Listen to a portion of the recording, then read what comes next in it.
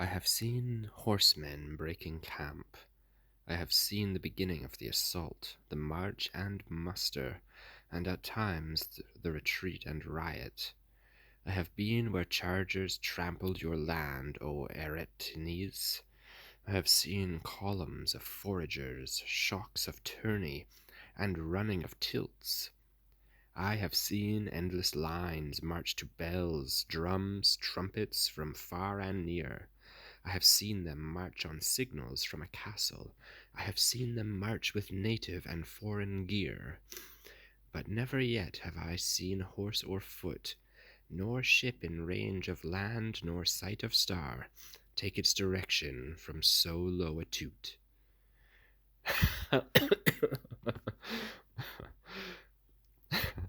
We went with the 10 fiends. Ah, savage crew! But in church with saints, with stewpots in the tavern, as the old proverb wisely bids us do. All my attention was fixed upon the pitch, to observe the people who were boiling in it, and the customs and the punishments of that ditch.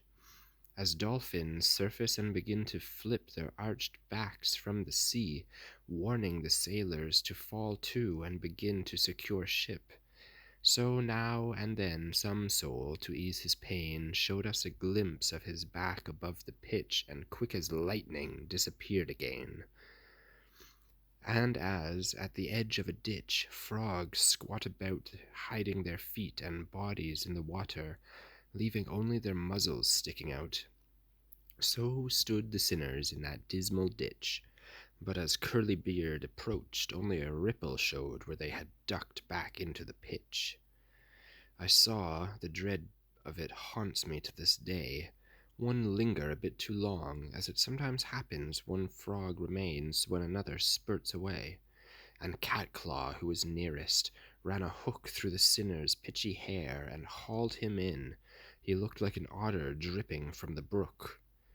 I knew the names of all the fiends by then. I had made a note of them at the first muster, and marching had listened and checked them over again. "Hey, Crazy Red," the crew of demons cried all together. "Give him a taste of your claws. Dig him open a little. Off with his hide." And I then said, "Master, can you find out, please, the name and history of that luckless one who has fallen into the hands of his enemies?" My guide approached that wraith from the hot tar and asked him whence he came. The wretch replied, "I was born and raised in the kingdom of Navarre. My brother placed me in service to a knight, for she had borne me to a squanderer who killed himself when he ran through his birthright. Then I became a domestic in the service of good King Thibault. There I began to graft, and I account for it in this hot crevice." And Pigtusk, who at the ends of his lower lip shot forth 2 teeth more terrible than a boar's, made the wretch feel how one of them could rip. The mouse had come among bad cats, but here Curlybeard locked arms around him, crying, "Well, I've got to hold him, the rest stand clear." Wrong kind of crying. And turning his face to my guide, "If you want to ask him anything else, ask away before the others tear him limb from limb." And my guide to the sinner said, "I should like to know if among the other souls beneath the pitch are any Italians." And the wretch said, "Just now I left a shade who came from parts nearby. Would I were still in the pitch with him, for then these hooks would not be giving me cause to cry." And suddenly Grafter bellowed in great heat, "We've stood enough," and he hooked the sinner's arm and, raking it, ripped off a chunk of meat.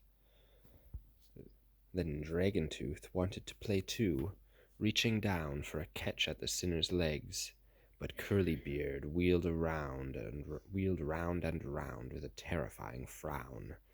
And when the fiends had somewhat given ground and calmed a little, My guide, without delay, asked the wretch, who was staring at his wound, "Who was the sinner from whom you say you made your evil-starred departure to come ashore among these fiends?" And the wretch said, "It was the shade of Friar Gomita of Galura, the crooked stem of every fraud. When his master's enemies were in his hands, he won high praise from them. He took their money without case or docket, and let them go. He was in all his dealings no petty bursar, but a kingly pocket. With him, his endless crony in the fosse, is Don Michael Zanche of Logodoro. They babble about Sardinia without pause, but look, see that fiend grinning at your side? There is much more that I should tell you, but oh, I think he means to grate my hide." But their grim sergeant wheeled, sensing foul play, and turning on Cramper, who seemed set to strike, ordered, "Clear off, you buzzard! Clear off, I say!" "If either of you would like to see and hear Tuscans or Lombards," the pale sinner said, "I can lure them out of hiding if you'll stand clear and let me sit here at the edge of the ditch, and get all these black talons out of sight, for while they're here no one will leave the pitch. In exchange for myself, I can fish you up as pretty a mess of souls as you like. I have only to whistle the way we do when one of us gets free." Dead Dog raised his snout as he listened to him, then, shaking his head, said, "Listen to the grafter spinning his tricks so he can jump from the brim." And the sticky wretch, who was all treachery, "Oh, I am more than tricky when there's a chance to see my friends in greater misery." Helkin, against the will of all the crew, could hold no longer. "If you jump," he said to the scheming wretch, "I won't come after you at a gallop, but like a hawk after a mouse. We'll clear the edge and hide behind the bank. Let's see if you're trickster enough to fall for all of us." Reader, here is a new game. The fiends withdrew from the bank's edge, and Dead Dog, who at first was most against it, led the savage crew. The Navarrese chose his moment carefully, and, planting both his feet against the ground, he leaped, and in an instant he was free. The fiends were stung with shame, and of the lot Halkin most, who had been the cause of it.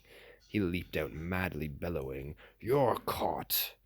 But little good it did him. Terror pressed harder than wings. The sinner dove from sight, and the fiend in full flight had to raise his breast. A duck, when the falcon dives, will disappear exactly so, all in a flash, while he returns defeated and weary up the air. Grizzly, in a rage at the sinner's flight, flew after Helkin, hoping the wraith would escape, so he might find an excuse to start a fight. And as soon as the grafter sank below the pitch, Grizzly turned his talons against Helkin, locked with him claw to claw above the ditch.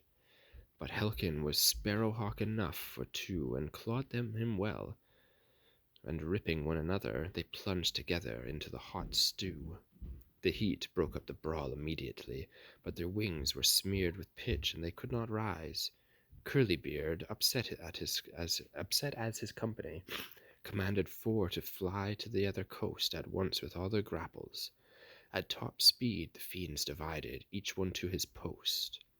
Some on the near edge, some along the far, they stretched their hooks out to the clotted pair, who were already cooked deep through the scar of their first burn, and turning to one side we slipped off, leaving them thus occupied.